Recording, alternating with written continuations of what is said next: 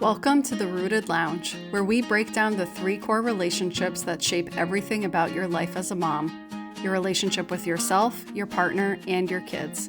We're Monica and Michelle, therapists turned mom coaches, and we know firsthand that motherhood isn't just diapers and to-do lists. It's an identity shift that touches every part of who you are. This ain't your mama's motherhood. Here, we mix real mom talk, a little humor, and a lot of truth to help you feel more grounded, connected, and fully alive in your life as a mom. So grab your coffee, hide in the bathroom if you have to, and let's get into today's conversation. Hey moms, welcome to the Rooted Lounge. This ain't your mama's motherhood.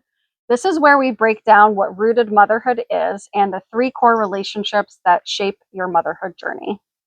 So last week we talked a little bit about us really, and how we came to be the founders and owners of Beyond Being, the creators of Rooted Motherhood, and talking a little bit about our journey up to this point as moms and therapists and mom coaches. So today we're going to be talking about the things that no one told us about motherhood and the things that we wish we knew sooner.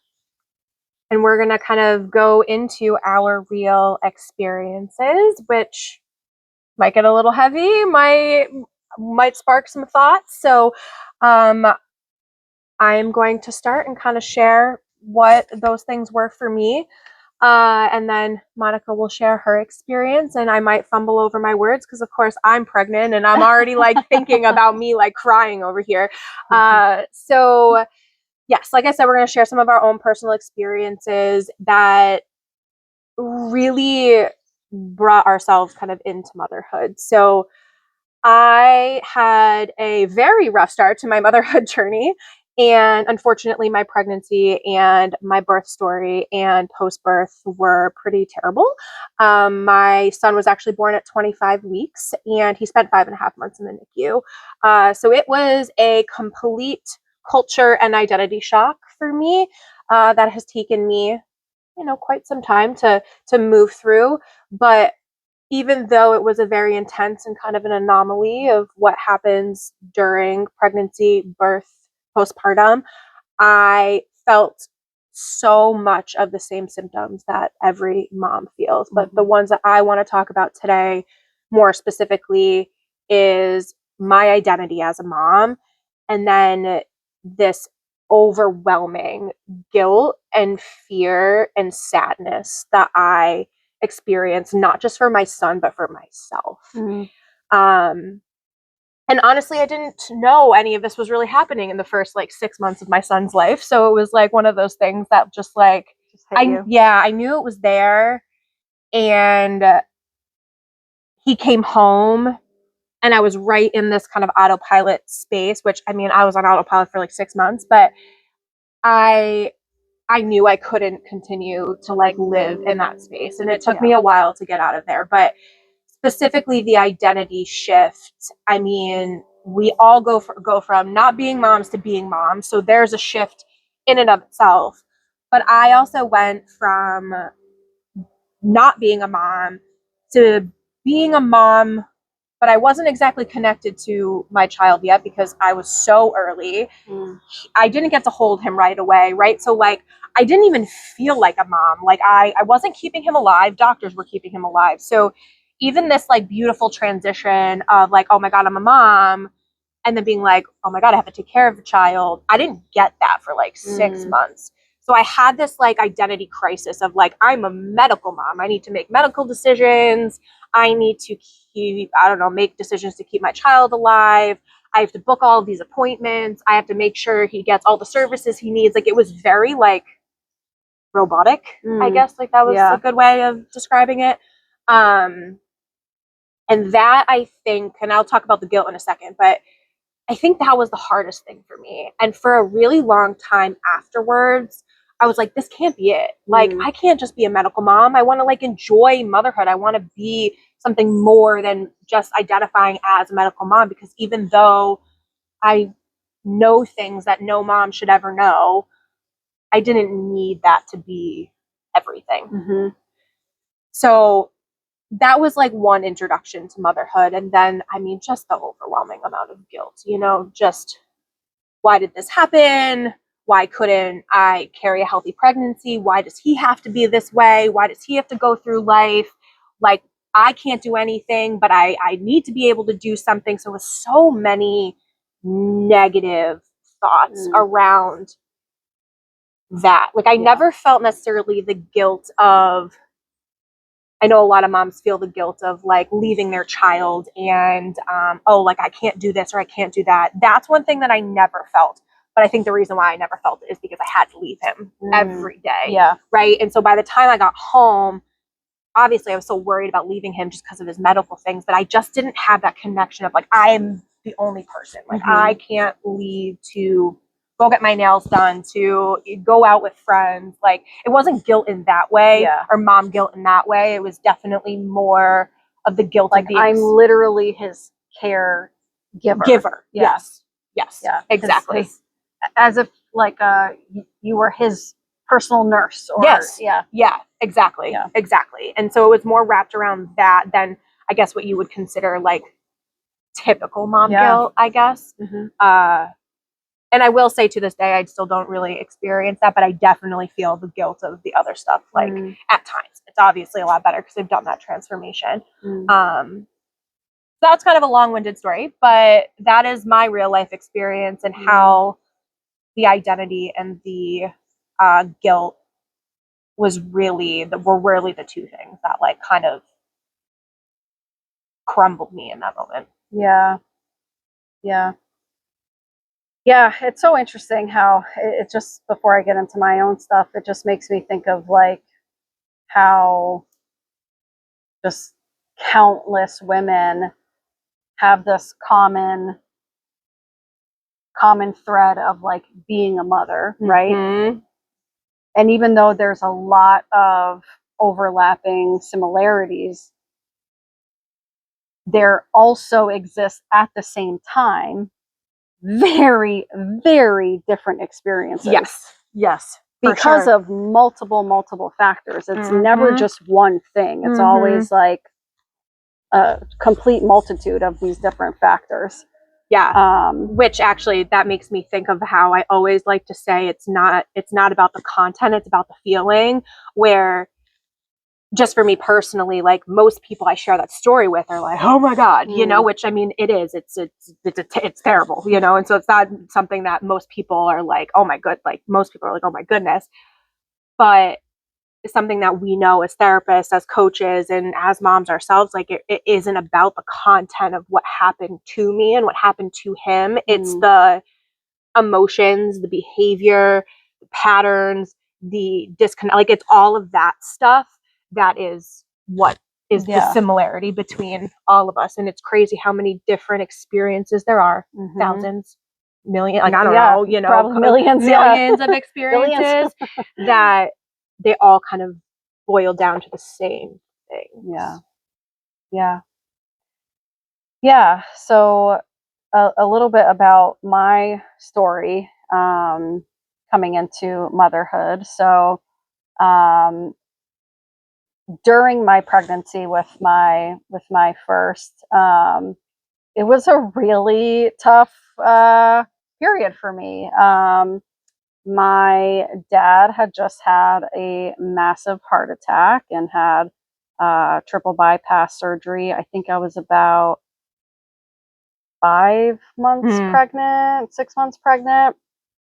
I can still vividly remember getting that call at 2 a.m., you know, and having to rush to the hospital and all that stuff. And then everything that came after that, visiting him in the hospital. You know, my oldest was going to be the first grandchild. So that was like you know, just a big deal. Like, you know, is my unborn child going to have their grandfather? Like, you know, all these things. Am I going to have my, you know, all the things. So it came with a lot. Luckily, full recovery. Dad's doing great, still around.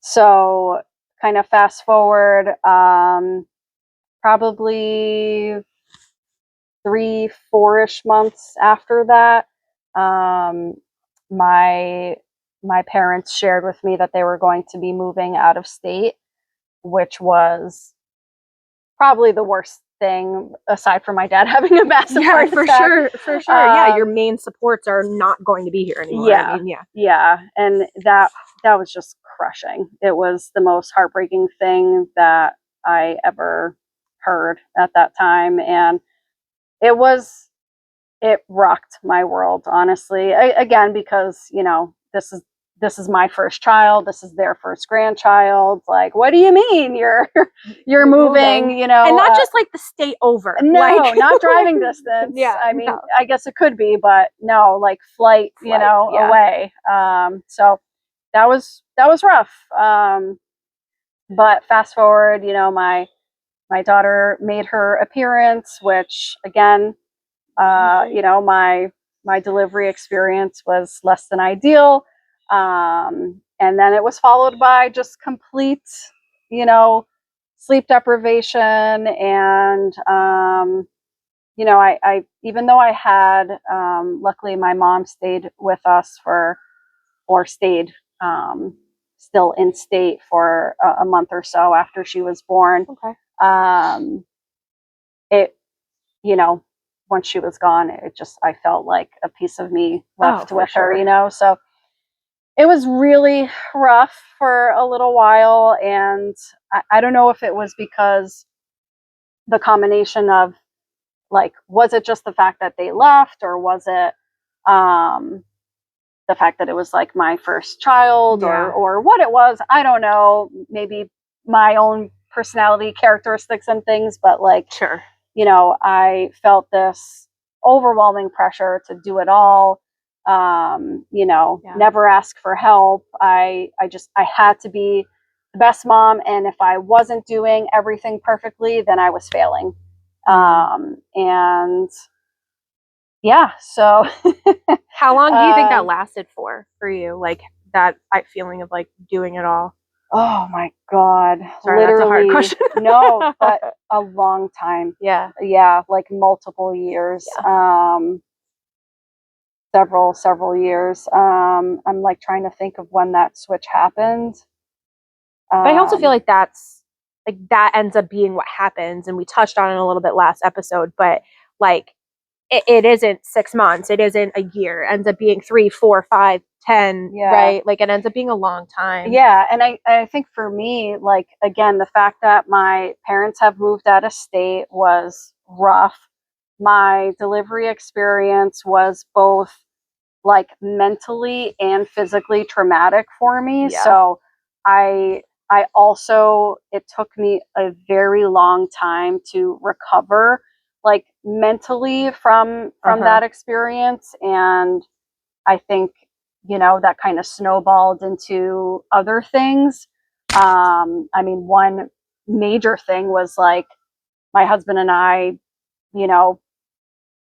it took us a very long time to make a decision about whether, we always wanted another child. We always wanted to have 2, but every time that question came up, I was like, I'm not ready for that. And, and it took us a long time. It took us like 5 years to finally decide to have another one. So, but yeah, so definitely, lots of different things at play there, but that was my intro into motherhood. So yeah, but think about it. I mean, right there alone, there are like 4 things that moms often feel, right? Like the sleep deprivation, this feeling like they're the ones who need to do it all. They're not able to ask for help. Yeah. The guilt, and then the identity loss. I mean, that's 5 things in just like 2 people's experiences. Yeah. And just to add on that, like, I think one big thing that came up for me was because I was putting all this pressure on myself that I had to be the one to do it all. I also expected that of my husband too. Oh yeah. And I'm like, that'll be a whole other episode. I know, right?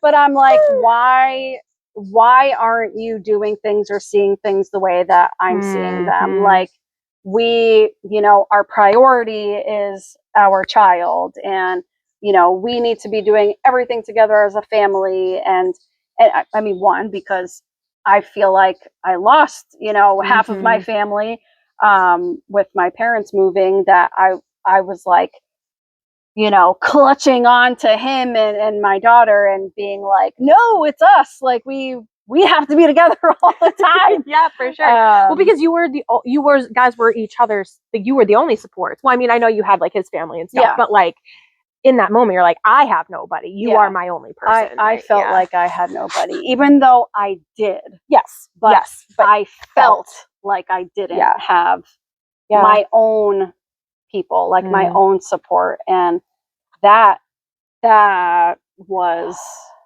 a big issue for me. So, so I think a little bit about, like, going back to what are the things that no one told us about motherhood. I mean, so many things, right? Like, there was literally no book, no podcast, no nothing. What to expect when you're expecting? Did you ever read that? Oh God. I mean, I'm sorry, okay. No, like, there's useful things, from that stuff. For sure. But again, it doesn't, you can read all you want. I don't think anything,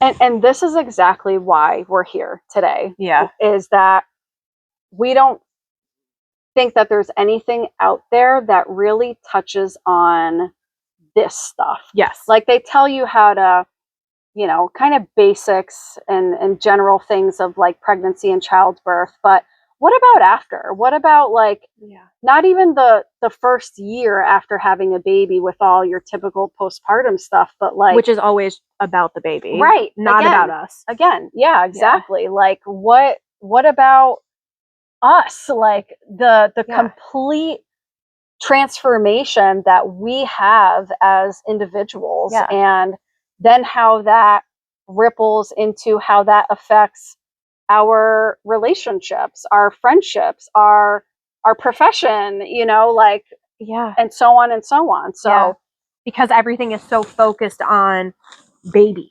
right? Like, I mean, CPR classes, birthing classes, and parent education classes, right? It's about parenting, right? Yeah. Like, there is nothing about moms. And in a cohesive way, right? Like, you go on social media, hi, here we are, but, like, you go on social media and it's like, this person pays attention to this thing and this thing. And again, all of it's great, but where's the cohesiveness to say, moms, like, this is going to take care of you and your family. Yes. Yeah. And I think too, like, at least what we have seen is a lot about, like, the mom talk, the real talk, but it's all humor. And like, of course, like, we're all about, humor and laughing and stuff. Can we? I don't know. I don't know if our audience will think we're funny. I think we're funny. I think we're funny. We have a good time. Yeah. But I think, like, a lot of it is, like, trying to make light of the things that actually really friggin' hurt inside. Yeah. Like, they're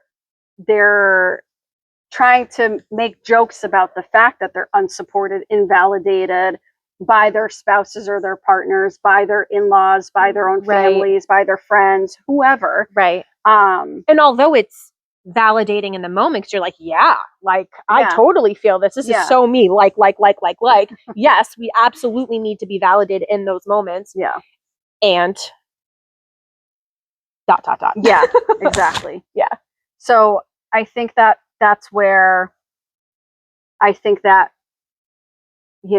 separates us, is that we can appreciate that stuff. That stuff definitely resonates. Yeah. And, we're here for it. Yeah, for sure. And I mean, I like those things too, valid. Yeah, I know. Like, me and my husband are always sending each other reels about, like, funny parenting things. Yeah. Like, there's a place for that.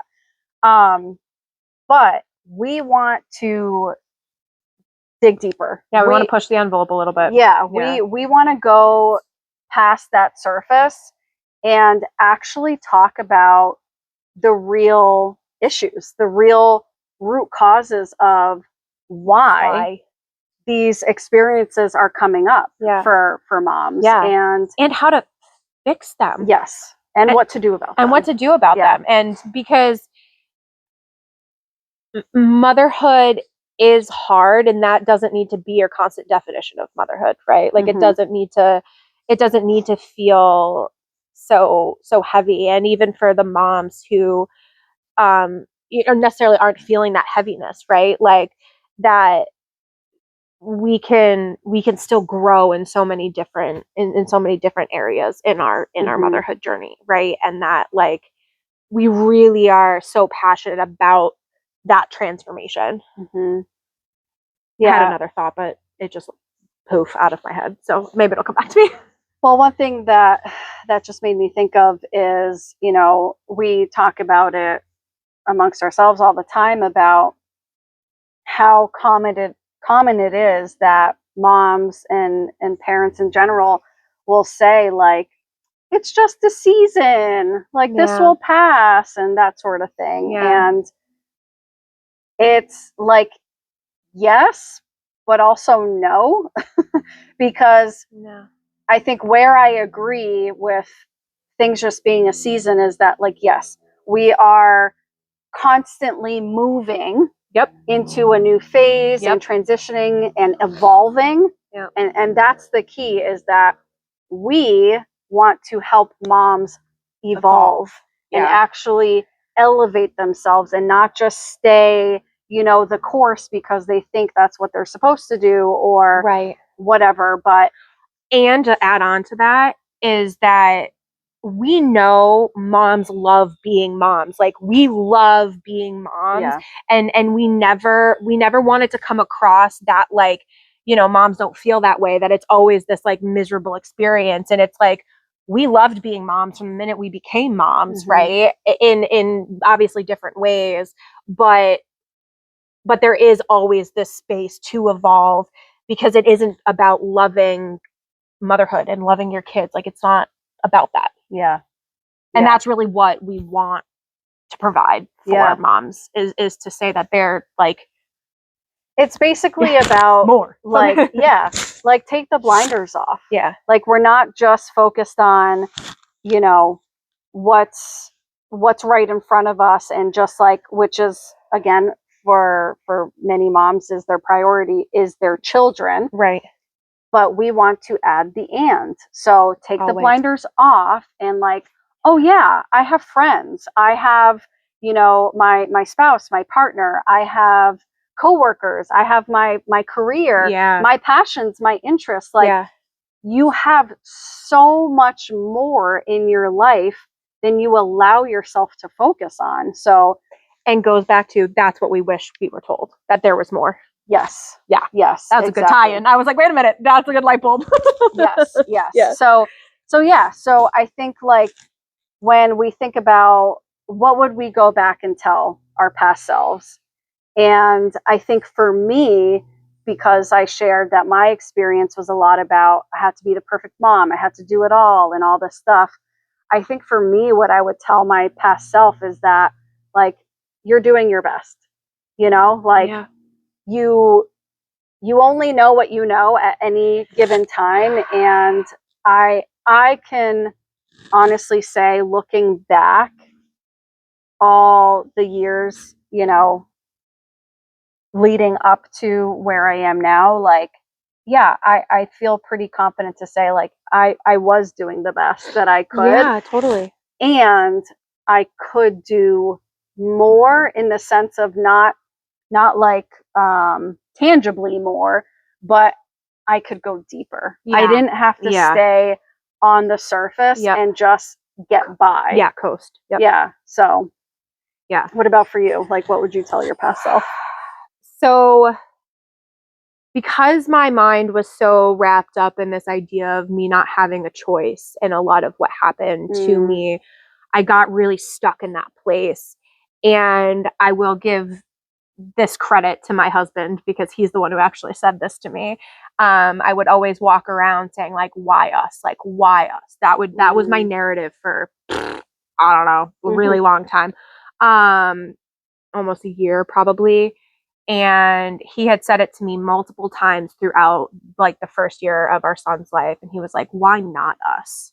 And I still say that to this day. And although I couldn't do that necessarily in the moment, it was always there for me. And so what I would tell myself, I'd probably tell myself that, even though he told me that, but you have the power to write your own story. Because something that I learned throughout the last 3 years is that I may not have had a choice of what happened to me, but I had a choice on how I functioned and how I reacted to it and my emotions and the way that I spoke the narrative to myself and to other people. And the minute that I took almost what my husband said to me and that realization that I do actually have a choice on how this is going to affect me for the rest of my life, and then that brings me to like, you have the power to write your own story. Yeah. Because I was able,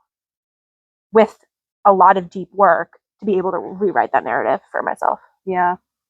I mean, that's something that I say all the time. I'm like, you always have a choice. It's just, you feel like you don't because that one choice is really hard and it's not the ideal. Especially if whatever that choice is came from something that we couldn't do anything about, right? Like your parents moving, right? Like you had no control over that, but you were able to we tried. but how did you respond to that, right? And so even though it might have dismantled us in those two situations for X amount of time, when we're able to tell ourselves that new story and that new narrative of we always have the power to choose, even if it's not what is necessarily right in front of us, which when we're like, we don't have a choice, it's always what's right in front of us, not that deeper insight. Yeah. And so I think that really comes from that. Yeah. No, that's so good. And again, I think, I mean, that is really the foundation of what we're all about, really. Definitely. Is like going deeper and like, there's a time and a place for kind of staying on that surface level, but I think that's the problem, is that too many people stay there. Yeah. For way too long. Yep. And it's like, okay, dig a little bit deeper from time to time. And then like, you'll see that there's a better way. Yeah. So what little truths would have made the journey less heavy, do you think? So I don't know. I think your little truths are probably better than mine. Mine, the feel is like a little bit more like more general, but something that somebody told me once that I now feel like I say for everything is start out as you want to proceed. And even though none of my motherhood journey started the way that I had hoped, had dreamed of it to happen, I wasn't able to necessarily start it the way I wanted it to. But as we continued, I knew that I needed to continue in a way that was going to set me up for the rest of my like motherhood life, really life in general, because I'm a mother now for the rest of my life, right? So yeah, start out as you want to proceed. I love that. Yeah, I think for me, it's a combination of like, it's okay to ask for help. I think that's a big one that a lot of moms need to get out of your comfort zone, ask for help. Recognize that. For sure. Perfectionism is a trap. Your own needs matter. And your kids don't need a super mom. Nope. Oh my gosh, I just remembered a conversation that I had once, but it's not fully coming to me, but I remember. Yes. Okay. So it was that this mom was talking about how she was really worried about her child's experience in life because of some recent diagnosis that he had gotten, and how she was like so worried about how his life experience would be affected by that diagnosis. Yeah. And I explained to her that he doesn't know any different. That is his experience. So he will only know that. You're seeing it from your experience, not from his. Totally. And to bring this to the supermom thing is like, your kids only know you for you. Yeah. And they love you that. regardless so of much. that, And, like they love you unconditionally. I mean, look at all the people in the world who have not the best moms, and they still like have this tie that they can't break. They don't know the definition of a supermom. What is that? They have no idea. and they still have this unconditional love for a person who was never even there as a mom. So for sure. So I think that's a real big one. Is like, I so resonate with that too, because my son has some chronic long-term health issues that he will have forever, and I totally felt that way in that space. So I that totally resonates with me 100%. Amazing. So, I mean, really to bring this all together, we all know motherhood does not come with a manual, but conversations like this are how we rewrite our stories, right? And this is exactly what this space is for. This is what we're here for, and what we want to create is a space for moms to actually like acknowledge that you have the ability to rewrite your story, and just get some validation about that and around that. So. Yeah, totally. Absolutely. So as always, come follow us over at Instagram. I'll link it below, beyond.being.mamas. I did also want to mention, because I think this is a good segue with our own experience, is we actually have a free Slack community that we created a few months back that is really for the moms out there who want a community. And we're in there. We pop in there, almost once a day, every other day. But it's really great community for moms, just to like have a space kind of similar to this. Like, you get to talk with other moms, real talk. We kind of throw tips and tricks out there. So I will also link that below to join. Or you could also find it in the link in our bio on Instagram at beyond.being.mamas. Amazing. Well, thank you all again for coming to the Rooted Lounge. We'll see you next time.